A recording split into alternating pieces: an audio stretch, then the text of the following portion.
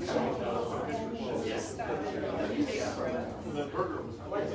have a selfie stick?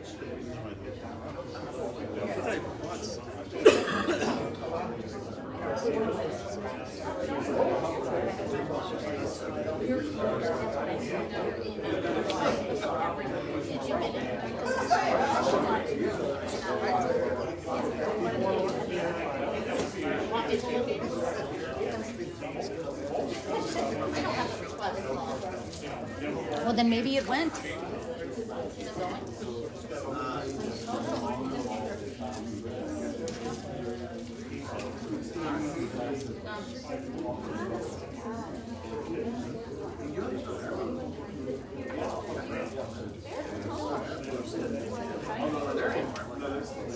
Yeah, I like it. I was here once. It was fun. Just kind of like it.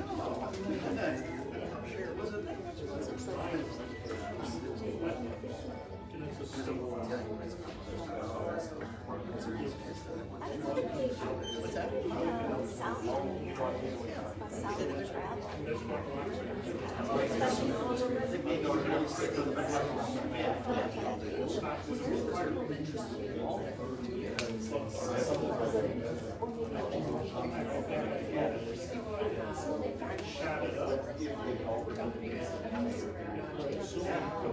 They never are.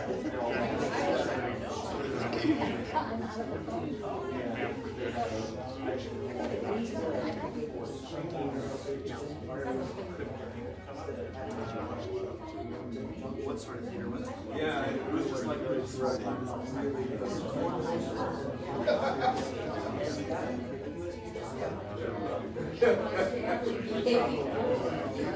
But then again, it's usually.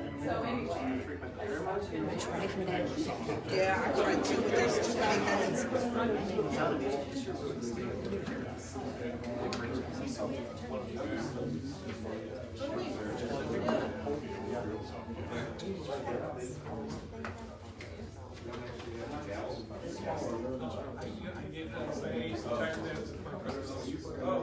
Oh, you don't like it?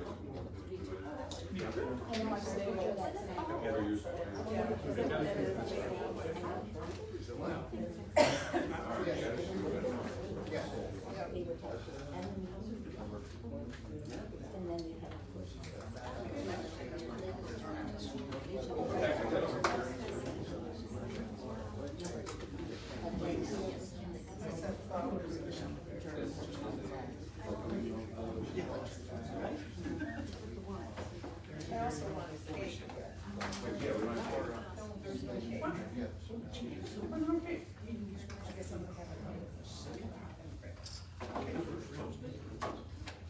When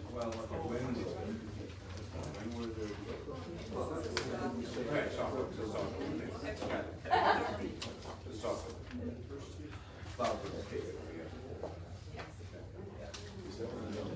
A multi-tier cake.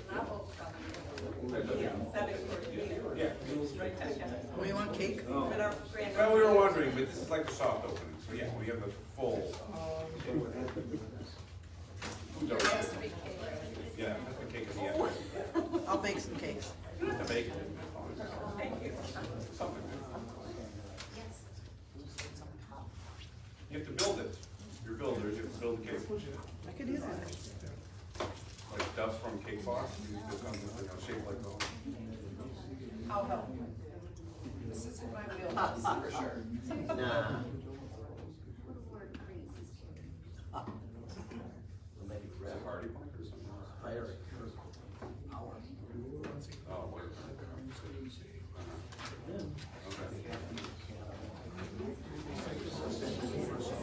I said I would be happy.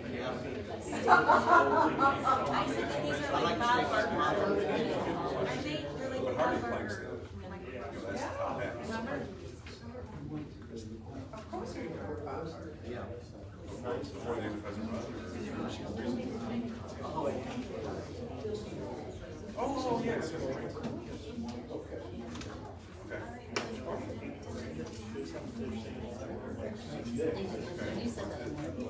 What's it on top of it? do. I was thinking of Yeah, it's the word net. We do it the same. Well, we have yours. If you wouldn't feed it. Good evening, everyone. I'm going to call the regular village board meeting for the Village of Camden Hills to order here on February 7th, 2023 at 7 p.m. At this time, I'll ask the clerk to call the roll, please. Trustee Capel? Present. Trustee George? Trustee McKelvey? Here. Trustee Millet? Present. Trustee Muncy? Here. Trustee White Eagle? Here. President Tyrrell? I'm here, and we have a full quorum. If everyone would join me for the pledge of allegiance. I pledge allegiance to the flag of the United States of America and to the republic for which it stands, one nation, under God, indivisible, with liberty and justice for all.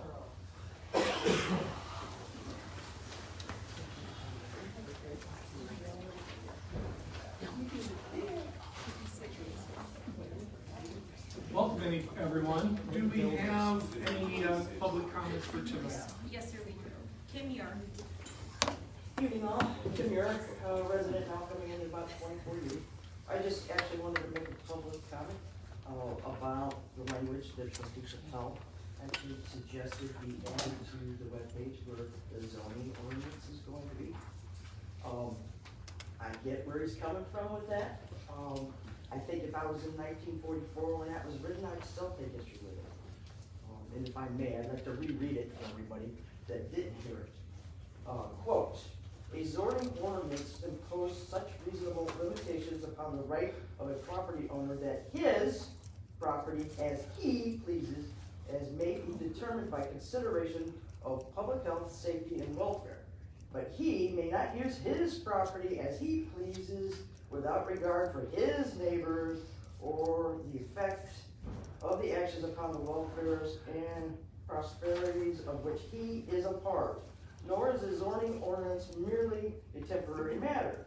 It is an integral part of public planning which takes a long view. The use of land is a grant right, but the land itself remains long after the individuals have exercised such rights have passed away. Rural zoning contemplates not only benefits in the present, but also seeks to conserve our resources for future generations." End quote, Boulder County Zoning Resolution 1944. My suggestion is that you either just don't use it or reword it from something that actually has the same spirit and doesn't say he. So, thank you. Barbara Winicki? Barbara Konicki, 41W150 Brown Road, and I know most of you here. I just wanted to say I heard there was an incident today regarding the parking area out here.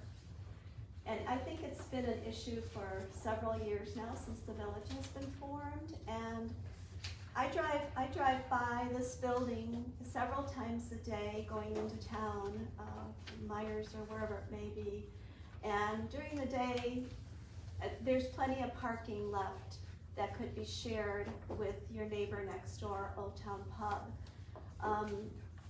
Jason and Kim are very diligent and hardworking people trying to keep their business alive. I'm just asking one of you on this board, anybody, to sit with them and maybe come to some sort of resolution as far as sharing parking when parking isn't needed like tonight because there's a meeting going on. I'm sure that something could be arranged and it would make everybody happy. And Jason and Kim, they're neighbors, they live here. This isn't like Chili's or Red Lobster, you know, owned by some big franchise. And I think we need to all come together and make peace and work with them. And thank you for listening to me. Jim Coffey?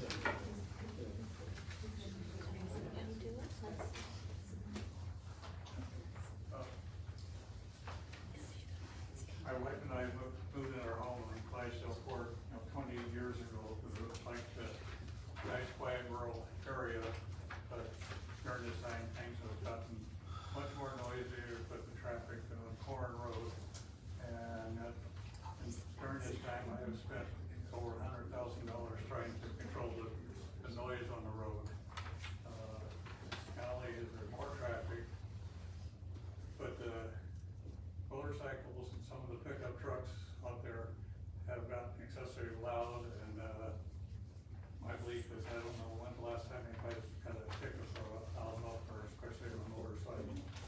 But anyway, I've been working with the village since May of last year to try to put up a privacy fence to block the noise. So tonight I'd like to either to approve the variance. I have to build a fence near the rear and side of my house to reduce the noise in the great room, the bedrooms. This is required due to other methods have not worked, and Ford Road is going uphill there. And as I said, motorcycles and trucks are getting much louder than they used to be. If not that, I'd like to determine that a variance really is not required due to the fact that section 17.3 states that corner lots where both sides of the lot face the street shall be considered the front yard. Well, you can see from the picture that my house has 4 sides to it, so I have four yards. And since both means 2, I look at areas 1 and 2 as being front yard, but area 3 and 4 have backyards and side yards. So I don't think that really where I want to put the fence where the red line is really a front yard area.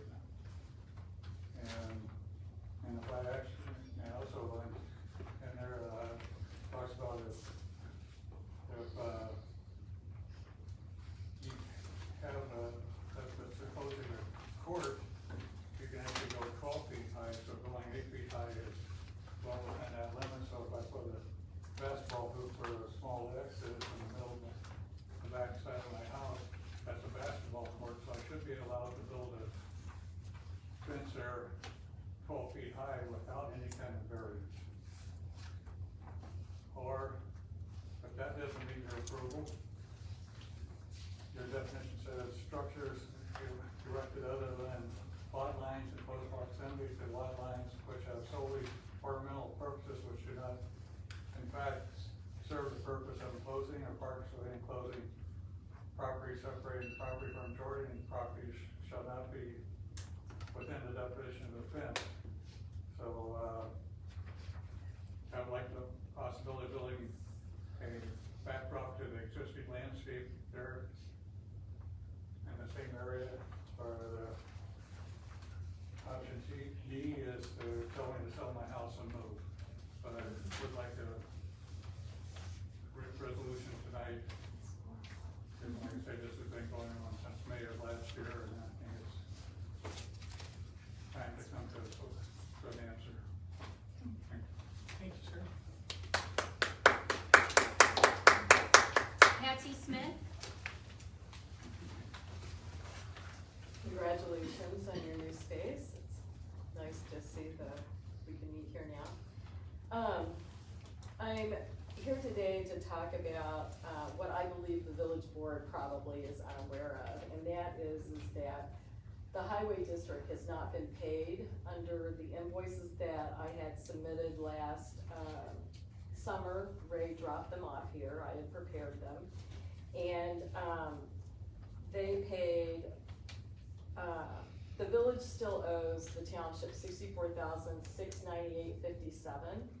The IGA that expired in July 31st of 2022 under 2B funds states that the village shall pay road and bridge funds received to the highway district upon receipt of an invoice. And they only paid a part of that.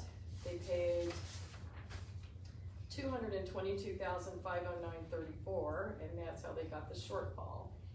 And another thing that happened is after the new IGA was signed on September 6th, I believe within 2 weeks, the contract was broken, and somebody at Village Hall, I'm not sure whether it was President Terrell or somebody else, but they hired a company called Corrective Asphalt Materials and put Reclamate on the village roads.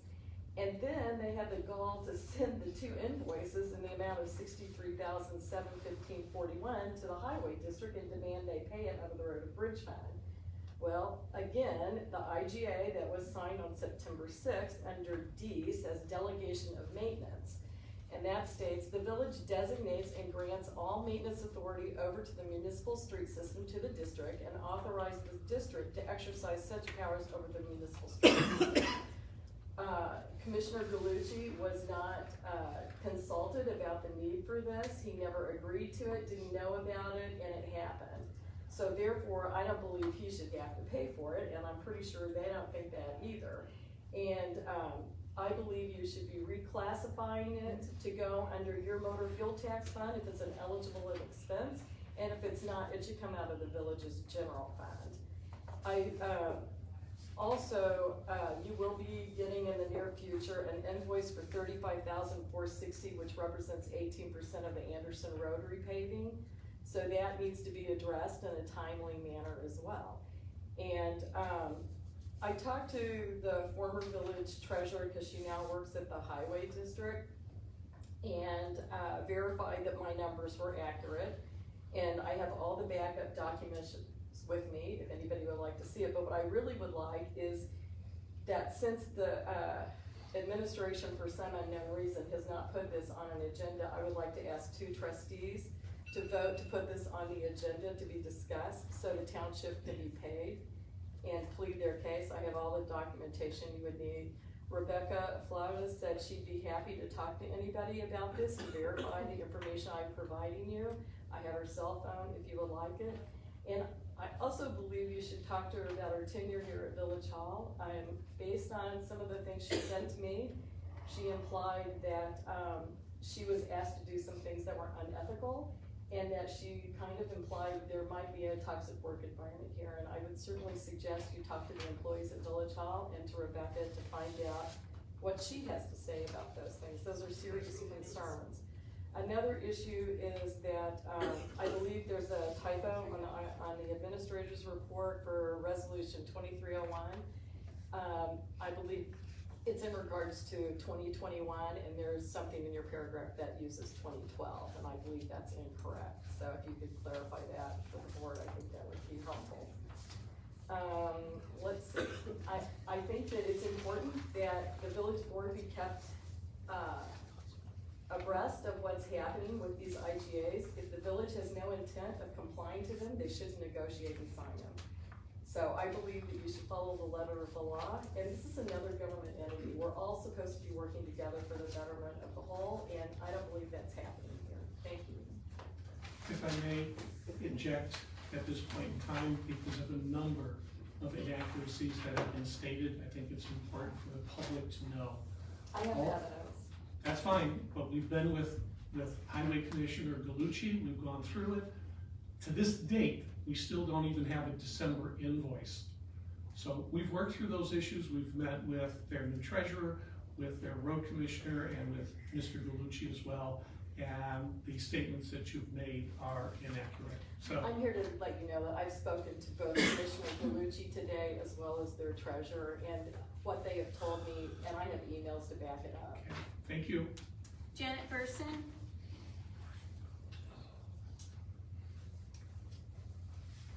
I think I want to actually ask, I want to make a statement, but really more of a question and follow on to what I just heard here.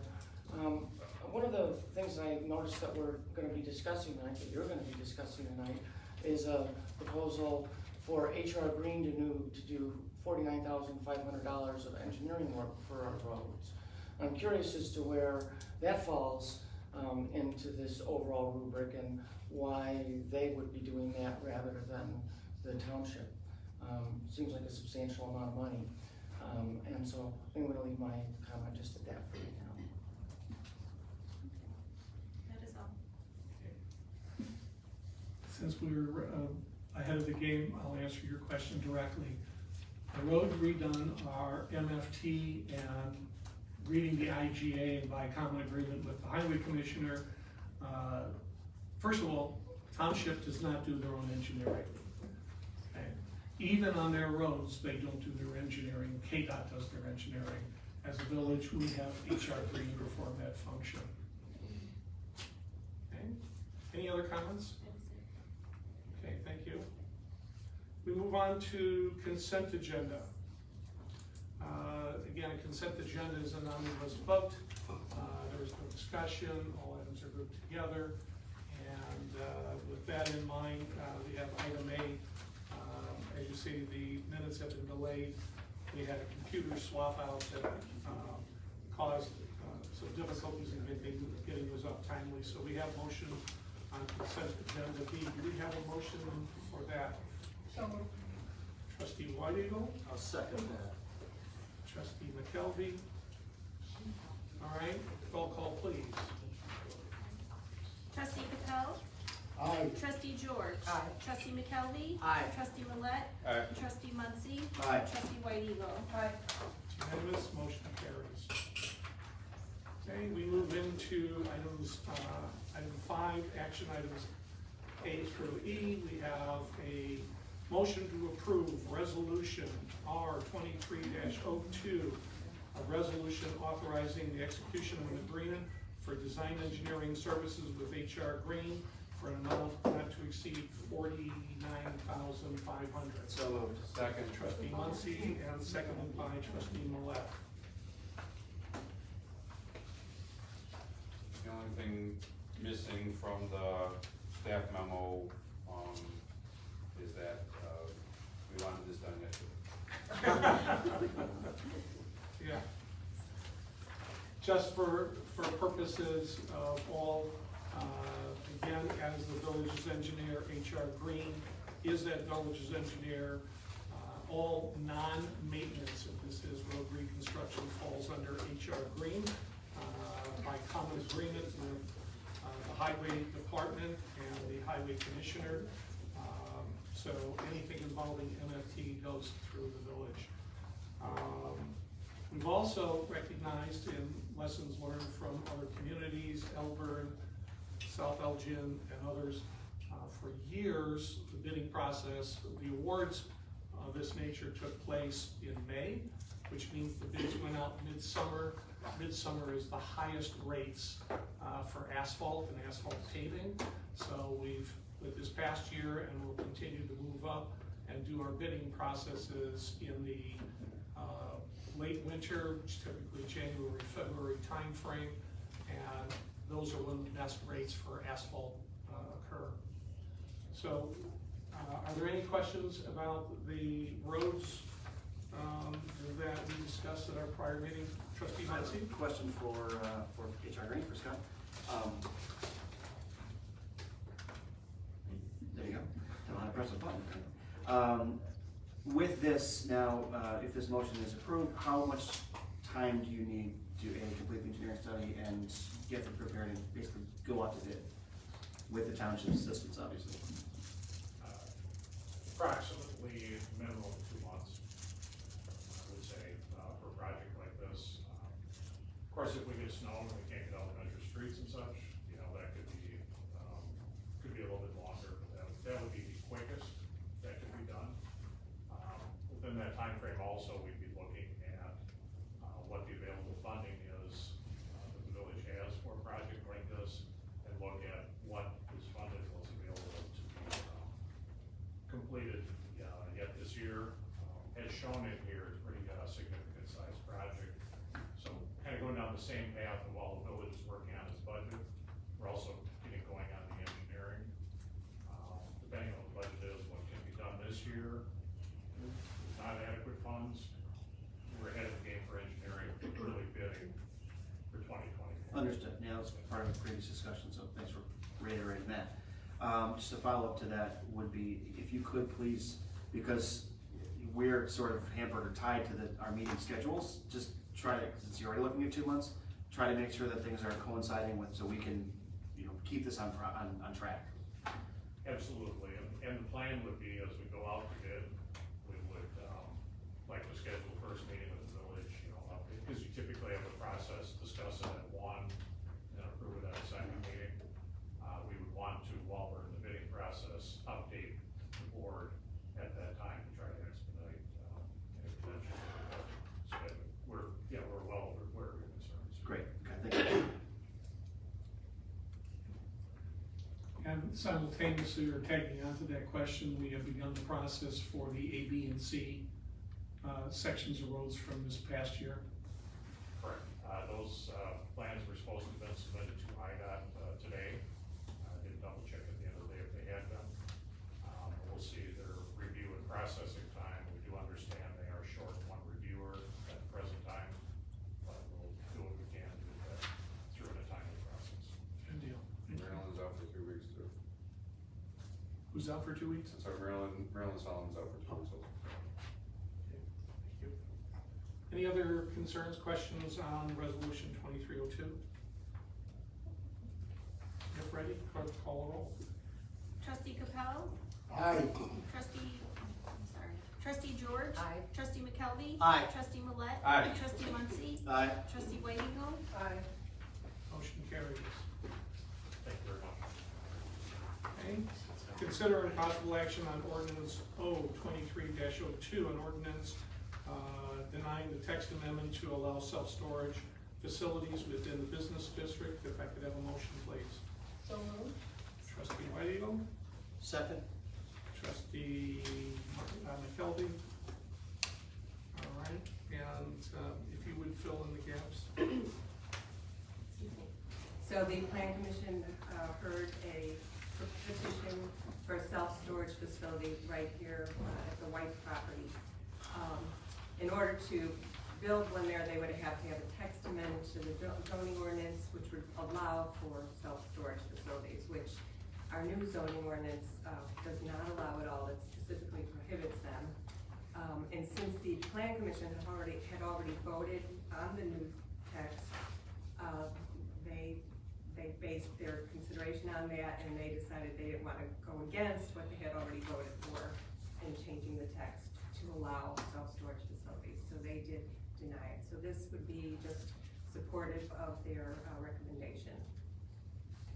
We have a representative here. I don't think he's, He is not here. I did let Pursuing him it. know. Yeah, he is not pursuing it anymore. okay. He, actually, he was going to, buy the property if we approved it. The deal ended, I think, at the end of '22. He did say he still would be interested if somebody would change their mind, but he didn't, at this point, he's not pursuing it. Yeah, if I could just clarify, he hasn't withdrawn his application, so Right. technically he is still pursuing Okay. it. Yeah. Just, I didn't want anyone to think that it was no longer desired, but, he also saw the result and recommendation of the zoning board, and, I assume that's why he's not here tonight. Query that this possible purchaser and petitioner is not a local, is that correct? He's, no, No. not from, he's from Rochelle. Any other comments, questions? If the clerk would call roll. Trustee Capell? Aye. Trustee George? Aye. Trustee Millette? Aye. Trustee McKelvey? Aye. Trustee Muncy? Aye. Trustee White Eagle? Aye. Okay, motion carries. Thank you. Consideration and possible action on ordinance O23-03, an ordinance denying a variance for the privacy fence in the amount in the front corner yard of 6M347 Clydesdale Court, Hampton Hills, Illinois. Do we have a motion, please? So moved. Trustee George, you have a second? I'll second. Trustee Trustee McKelvey, all right. For purposes of discussion, we've had the petitioner stand. If the administrator would give a synopsis of the findings from the planning commission, please. Yes, so the findings of, Mr. Coffey's been before the plan commission twice. The second time, the findings of fact, basically, the issue was that the hardship, noise cannot be the hardship. It has to be a hardship on the property in order to have a variance. And thus, they denied the variance of the 8-foot fence. In the meantime, Mr. Coffey also built an 8-foot berm on his property to help with the situation. So, I'm probably. Well, I think if I can jump in, I think that was also part of the zoning board's rationale, was that if there even was a hardship to begin with, that hardship would have been lessened with the creation of the berm. But the entry point consideration by your ordinance, which is also based on what the state statute requires in the municipal code, the entry-level consideration is whether there is a hardship particular to the land. And upon further consideration, the zoning board determined that there was not a hardship particular to the land. I don't want to get too far off track, but what would you define as a hardship to the land? Sure, the hardship to the land, and we had a memo on this to the board a few months ago as well. So jogging my memory about that, the idea that the land is situated such that it would prevent the beneficial use of that property. So if, for instance, if a lot was constantly flooding, and you would be able to speak to this more than I would in your expertise, but if there was a stormwater retention problem that would prevent the creation of a commercial building on that property, but it's zoned commercial, and you were seeking to rezone it to residential where maybe the impact wouldn't be so large, then that would be, if it wasn't a remap, if you were just looking for a variance to allow the construction of a building that otherwise wouldn't be allowed there, then that's where hardship of the land would be. It's about the land preventing you from using the property as it was intended to be used. Do you think that hardship to the land transfers into the value of the land? That if there's a hardship on the land, that's going to be reflected in the value of the land? There are cases actually that specifically say that the value being depreciated is not considered a hardship. It's hard to understand case law sometimes. This, to my mind, I'm in favor of giving this variance approval. This is clearly a backyard, not a front yard. This is clearly a close-in mediation. It's not even a fence. It's a barrier. It's not even a wall. It's going to reduce nuisance. There's a peculiarity to this property. It is more proximate to Coron than the properties further north. It is the beginning of the grade going uphill, so it's quite likely the noise is louder in this sector of Coron Road than it is in further north areas.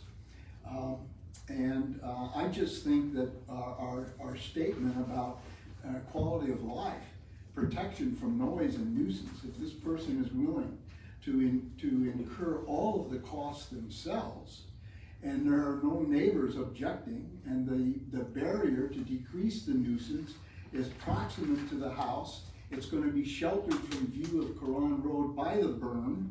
If you drive by that, you can see that. It's a very large berm, substantial berm. So I think in some respects there's a hard line rule that you guys have all gone through because you've been here longer than I, and you've gone through the planning tutorials on variances. I see variances as a little different. In justice studies, there's a procedural justice and there's a substantive justice. There's a case-by-case justice, which is often litigated, and then there's a legislative justice, which is obtained by following rules very, very strictly. All systems of justice have to have both. You have to follow the rules uniformly for a lot of people as much as you can, but when relief is needed in a substantial way for a particular case, we have the discretion to grant it. That's my justification for why I'm going to favor granting a variance in this case. We could remand it back. Oh, there's some other technicalities, by the way. Let me point those out. In the findings of fact, they found primarily 3 of the facts were not met in terms of standards. And the vote was 4-0 that they could not be justified according to the findings of fact. But in the minutes of the Zone Plan Commission, the vote was 4-0 to grant the variance. That's And not accurate. That's according to the minutes. I read it twice. That's the first set of minutes, the first transaction when it got remanded back to the zoning commission. In the second one, after remanding it back to the zoning commission, With the new person. the results were different when it was. According to the minutes, the first minute was I mean, I read it through twice because it was, the was it was 4-0 to approve the variance. It failed, even though there were 4 ayes recorded, it failed because according to our old ordinance, you needed 5 votes. So it was a technicality, which it did not achieve 5 votes. That's my understanding of reading the minutes that were distributed. So we could remand it back to the zoning commission again and say, please evaluate this under our new ordinance, clearly stipulating that this is a backyard. Or we could just take care of the matter tonight, and I'm in favor of taking care of the matter tonight. The old ordinance on this particular thing, and I'll let the attorney weigh on, there has been no changes from old to new. This follows both state and county on the question of hardship as it applies to variance, is that correct? Yes, the state statute, the municipal code requires that for a variance to be granted, that there has to be a determination that substantial hardship particular to the land exists, a particular hardship. And then you go to the other factors, and those other factors that are codified in the findings, or are listed in the findings, and are codified in your zoning ordinance, also have their source in the municipal code. So it's a consistent creation of the state when it comes to zoning. And I'm just reviewing my notes right now from that meeting, and my notes show that the motion to allow the variance was defeated 4-1. Right, Yeah, that was I think you're reading the first set, that the first travels through planning and zoning. If I may? Yes. The question that I have, or I guess maybe issue that I have with the way that the Planning and Zoning Commission reviewed this was, they didn't answer the question of why we sent it back, and that was, is this a fence? And that was not addressed. The technicalities of variance, everything I understand, it looks like they did a good job, or, you know, by the book, but the question was, is this a fence? And I don't think that was addressed. So therefore, I still have a little issue with being able to vote on something if the question is still out there. If I could explain that. The zoning board was presented to them, that was the reason for going back to them. However, that determination of what is a fence is an interpretation of the zoning ordinance. And that interpretation is done by the zoning official. The zoning official had made a determination that it was a fence, and that's why a variance was requested. That determination by the zoning official was never appealed, where it would go before the ZBA. So all that was in front of the Planning Commission / ZBA was whether to grant or deny the variance. To determine the interpretation of the zoning ordinance and whether a variance was even necessary, that was outside of their purview. Mr. President? Mr. President? Yes. To the point of both Trustee Muncy and Trustee Capel, that's the error in that this shouldn't have gone to the ZBA for a request. The zoning officer told the applicant that this is a fence, you need a request. That was the error. This is not a fence. It doesn't enclose anything. You let your dog out in this area, your dog can run freely. That's not an enclosure. It's not near proximity of the lot line, so it's not an enclosure. It's not a fence, it's not a wall, so that's, I think, where the error is. This shouldn't need a permit in the first place, because it's not a fence. So I think that's the problem. So, to Trustee Muncy's point, I think reading the finding of facts, yes, if this were a fence, I agree with exactly what the Planning Commission came up with. If this were a fence, there's not a significant hardship based on the particularities of the lot that they couldn't have a short fence, which is by right. So they're asking for something more than what was by right. But this, I think, is an issue where the original determination was an error.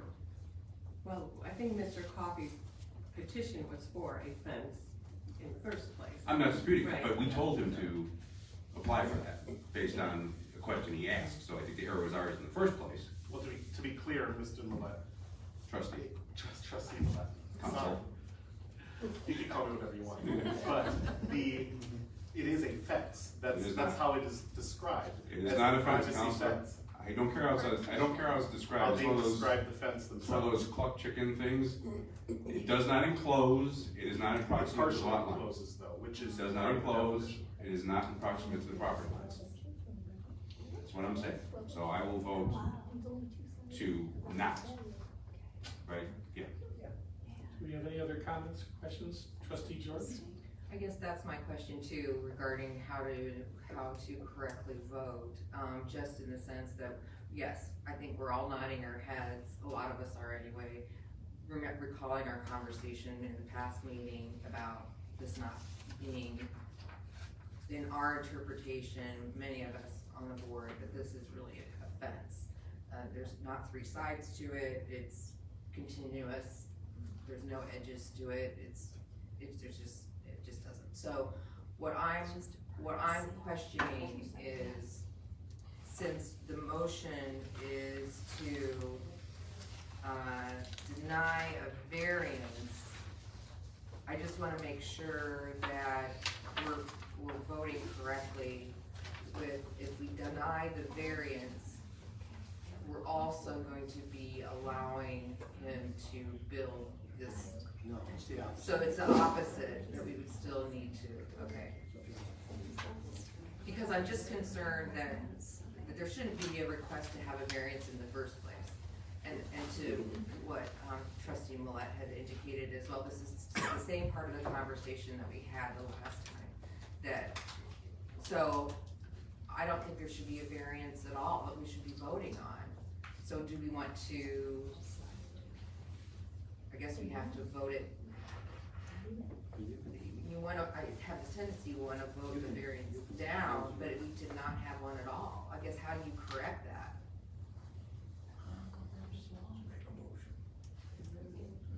If I may, for the board's consideration, something you have to think in terms of variance or not.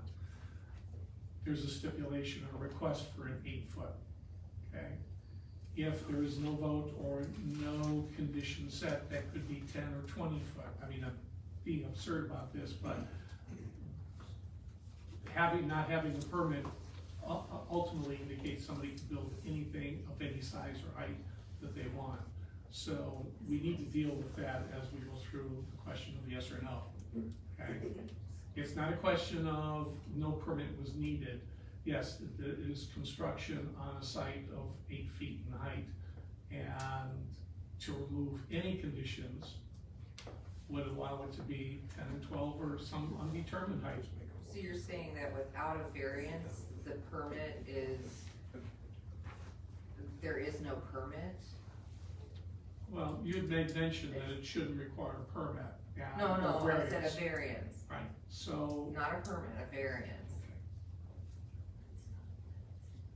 I would just ask our attorney, since he had built the berm already, would he need to come back for some other kind of approval to build something? I don't know how we can. Point of order, isn't it true that if you look at our ordinance, the Board of Trustees can approve with conditions, deny, and with, so we can deny, we can vote nay on this motion, which denies the variance. We can then make another motion to approve the variance with a condition that the fence be no higher than 8 feet. And the matter will be resolved tonight.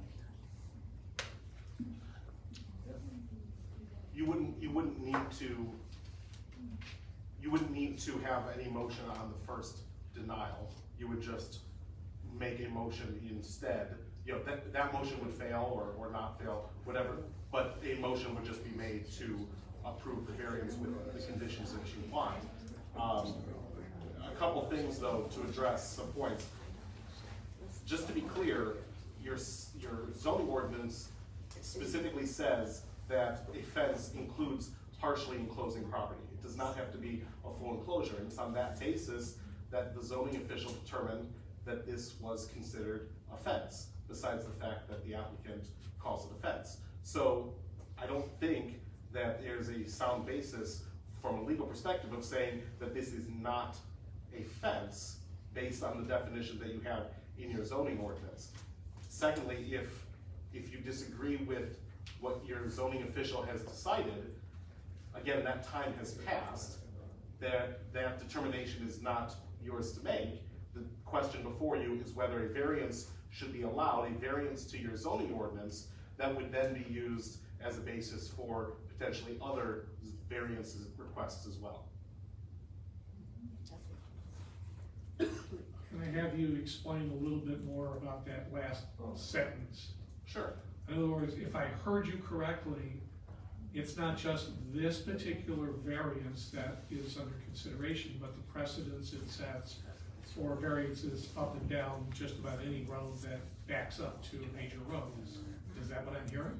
Yes, the presumption is that there will not be variances to a zoning ordinance. That's the idea, is the zoning ordinance is supposed to apply to all properties, and only in the most extreme cases where there is that particular hardship is a variance allowed. If the definition of this board expands what that hardship would be, where it would be considered a noise complaint, and now that is a hardship, there are other people who would have similar noise complaints who could now argue that they also deserve a variance. Yes, sir, go ahead. More to the point that I was trying to make before, I think, is if this was a fence in the general understanding of fence on your lot line for purposes of protecting or concealing your property, that sort of thing, then if we would allow an 8-foot, we had this discussion before, then potentially you could say that's precedential. But if we allow this, the only thing we're allowing is an 8-foot fence wall that's within 10 feet of the back of your house or 15 feet of the back of your house that wraps partially around on the side. That's the only precedent we are setting here. And if we determine that the requirement or the, I'm thinking from a customer service standpoint, if we told one of our residents' customers that this is something you need to do, and we told them the wrong thing that they needed to do based on if we decide that this is not this is a ornamental or not, you know, partition fence, whatever, then we did a disservice and we should correct that. We shouldn't leave a resident twist on something that, you know, clearly is not, it's not even without the letter of the law, if we look at the section that Mr. Coffey has properly highlighted. That was what I was scrambling for last time.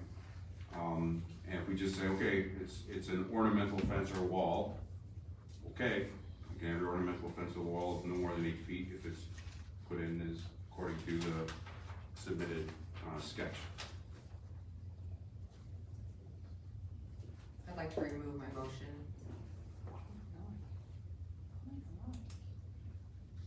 Okay, well, take Mr. McKelvey to second that. Well, it doesn't matter. There's no motion. She's withdrawn a motion, so there's no, I mean, I think for these purposes, I'll withdraw the second because, I mean, she's pulled the motion. Okay, so. Got a comment. Go ahead. Yeah, I think that's the issue, right? Last time we got into a discussion of is it a privacy fence? I haven't heard that word mentioned tonight, but having sat in on the discussion of the zoning commission, you know, I think we need to give those guys some direction as well, because I mean, clearly, what you want to call it, a wall, you want to call it a fence, you know, if we're saying that something closer to the house, that's a more of a privacy fence is allowed within a certain, you gotta give some other parameters. I don't think you can just say, well, we'll look at it each time, we'll let an 8-foot go, maybe the next board will let a 10-foot go. I mean, it just seems like we need to make something more black and white to me. So if that means you're gonna allow I'll use the word privacy fence, not on the lot line, closer to the house, then I think you gotta call it something else, or put an acronym, or something in front of it, whether it's privacy, whatever, because it's a fence. So if you're gonna redraw this, we gotta give them some direction, because they're gonna think we're out of our minds, because they're gonna say, wait a minute, it's a fence. So all I'm saying is whatever, it sounds like we're trying to come up with something.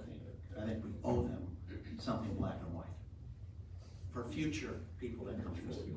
Thank you, President Terrell. Let me make a comment. In addition to that, aren't we making this decision under the auspices or under the direction of the previous zoning? This application was provided previously. This is under the adopted Kane County zoning. Future questions of this would be under our current zoning, under a totally different set of factors to decide. So this is being decided under the old zoning, whereas if we call this a screening, privacy fence, or whatever, if we go that route, it's under a zoning that no longer applies to any new cases. So if I'm correct in that regard, this would be a very individual decision. If I may, the hardship requirement is still the base requirement statutorily that applies in both the old zoning ordinance and the new zoning. Thank you. If I might offer a potential solution here. Mr. Coffey, you can see we've got a board deep in debate here. Okay. I think we all would like to see some satisfaction on here. You had mentioned at the Planning and Zoning Commission that your 8-foot berm relieved most, if very close to all, of the sound issues. It reduced it maybe 60–70%. Okay, and I think you'd mentioned it was more on the north end where you struggled with that. And the problem is, as Corn Road goes uphill, my yard goes downhill, so on the north end of the house, where my master bedroom is, to really be effective, the berm would have to be like 20–30 feet high, because the road is so much higher than my yard at the north end. So, I say the berm is pretty good, you know, on the southern end of the house, but at the north end where the bedroom is, it's not nearly as effective. Is there potentially, and I'm asking the question to help this panel, is there, for the roughly 25–30% that didn't resolve the issue, is there a solution that can be built on or in conjunction with that berm that would finish that off? Either a shortened fence or pine landscaping that would do the same thing? I do have a row of evergreen trees. They're already, actually the structure would be right on the outside of the trees, because the trees had very little effect at all when I put them in. And it's, I say the real problem is the fact that the road is higher than the house at the north end. Is there any more discussion amongst the board? Well, we have a motion that was been withdrawn here, so we have no motion on the table. Since there's no motion on the table, then what do we tell the landowner? I would like to make a motion. Please. Be patient, because I'm thinking this as I go. We want to make a motion to approve the variance for a sound barrier or sound screening structure as specified within the perimeter of the berm, between the berm and the house. It's close to the house, for the sole purpose of benefiting the land, preventing the noise from Quran Road to intrude into the living space. It's a big motion. Well, you know, it's trying to make it as particular to this site. And What about size? What about size, adding size to Well, that? I would accept that. I think we could say in this case, given the drop off, no, that's fine, given the description of the property, that it would take it even much higher berm-based facade to accomplish the same thing that an 8-foot fence would accomplish with it being closer to the perimeter of the house. I would say we approve a variance for an 8-foot sound barrier to prevent the nuisance that is arising from Quran Road, specifying this road, due to the heavy traffic.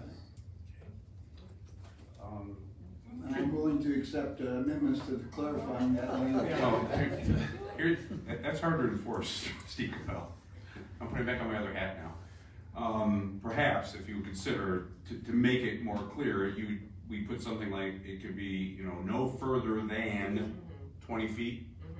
I'm trying to scale off here. No further than 20 feet from the north wall or east wall of the residence. Is 20 feet gonna work? Most of it will be within 20 feet. Yeah. I'm trying to think Might be 25 on the north? when you, on the north side, yeah, it will be within 20 feet. Okay, so if you added it to that, then that would be clear, you've got a height, you've got limiting to two sides of the building, no more, so that is more clear if somebody goes to enforcement, so if the thing shows up 35 feet from the north wall, it's not in compliance with the variance. I accept that. If I may add the length of the partition itself, I think that would be another component of the motion that would be helpful. Well, as he's proposing it, I would just adopt what he's asking for in his variance, what that specific length is. So if I may recommend, we are Maybe something along not to exceed more than X feet beyond the footprint of the house or something like that. So he could go and wrap around, but it wouldn't go far beyond. Okay, so we have kind of a lot of lengthy We'll discussion. have Can we to formulate reread that into a motion? We'll have to reread that motion. Yeah, we gotta cut her some slack in this one. So, move to make a motion to approve to approve the variance to approve an 8-foot sound barrier structure close to the homeowner's house, no further than 20 feet from the north or east wall of residence, not to exceed how many feet around? Your house is 60 feet about? In length. What's the length? Your house is about 60 feet north-south? No, it's 91 feet. 91, okay, my scale's off then. Let's say 130, not to 120, extend- 150 feet. Not to extend beyond 10 feet, Not to extend or not, exceed? not to exceed beyond 10 foot further than the footprint or the roof line of the house. You can't do this, then you don't get the 20. No, I'm actually speaking of the 20. length of the partition Well, that's itself. what I'm talking about too, is that you want it to go No, I'm talking from end to end, from where it wraps around the back of the house to the That house. wouldn't matter, because we only wanna prevent it from extending too far beyond the footprint of the house. So we could limit it to a reasonable distance beyond the footprint of the house, doesn't matter what the length is in this case. It's just gonna be it's just gonna be on the side of his house. And I would think, you think 10 feet is too short? Well, yeah, because if you go 10 feet, because we already said 20 feet here, if you cut it to 10, it starts to get right. So 20 feet? Yeah, if you did 20, that would cover it. Not to exceed. Not to exceed 20 feet beyond the footprint of the house? No, 20 feet beyond the length of the north and east sides of the house. Right. Combined. North and east. Yeah. So I already have that. No further than 20 feet from the north or east wall of residence, not to exceed 20 More than 20 feet longer than the length of the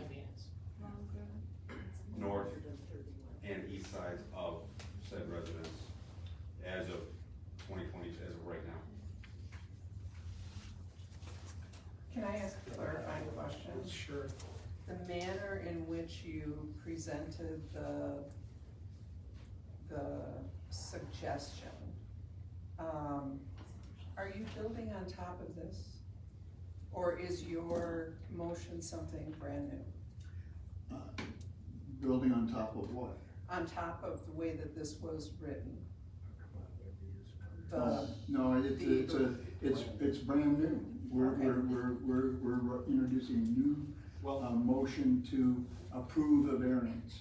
To clarify, there's a variance application. It seems like you are looking to grant the variance condition With as you conditions, described. exactly.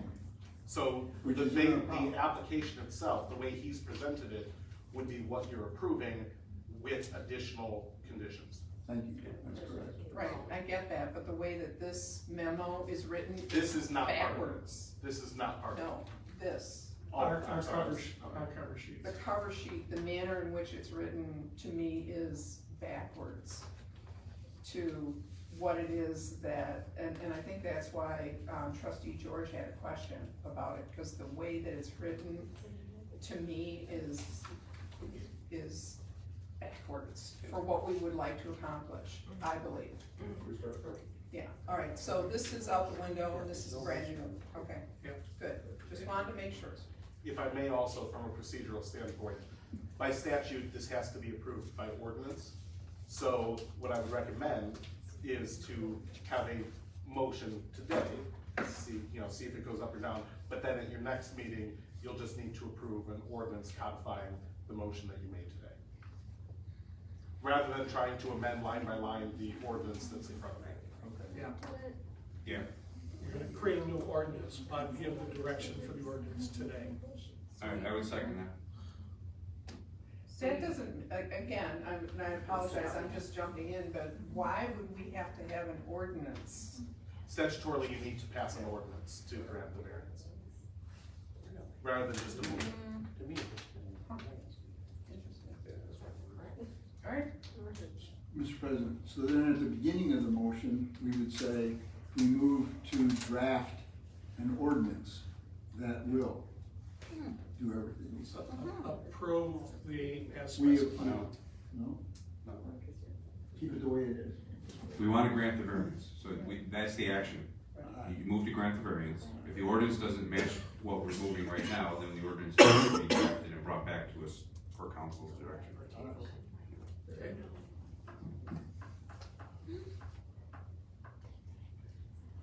capiche? So you're making the motion. I made the motion.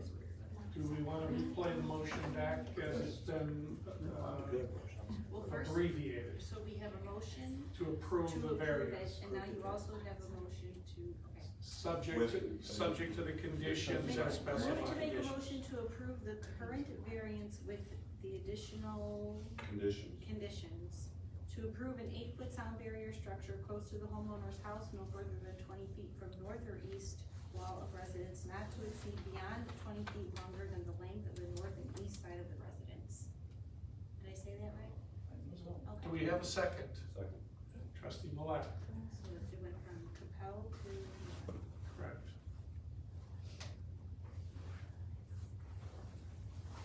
Okay, let's do a roll call. trustee Capel, Aye. trustee George, Aye. trustee McKelvey, Aye. trustee Millet, Aye. trustee Muncy, Aye. trustee White Eagle. Aye. Motion carries.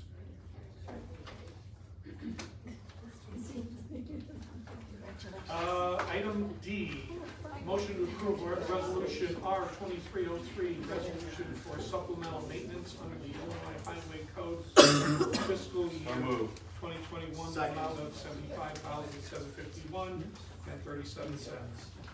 Trustee Millet and Kelvin? Second. Who's second? Muncy. Trustee Muncy. All right, do we have any discussion?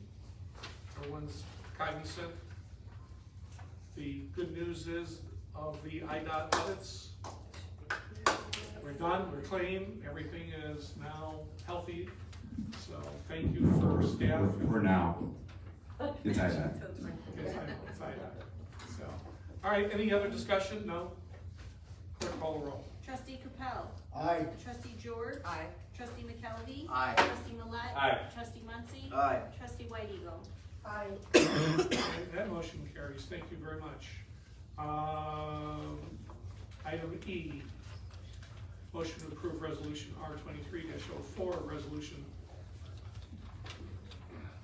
correcting the scrivener's error in the resolution numbering. So moved. Trustee McKelvey, Second, Capel.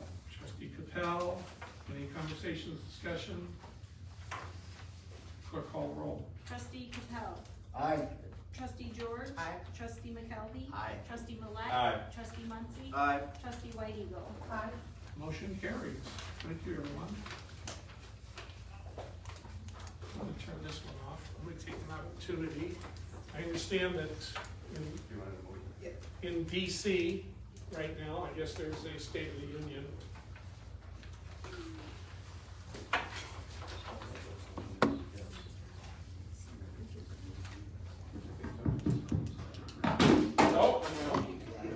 We'll give it 4 minutes. Technical support.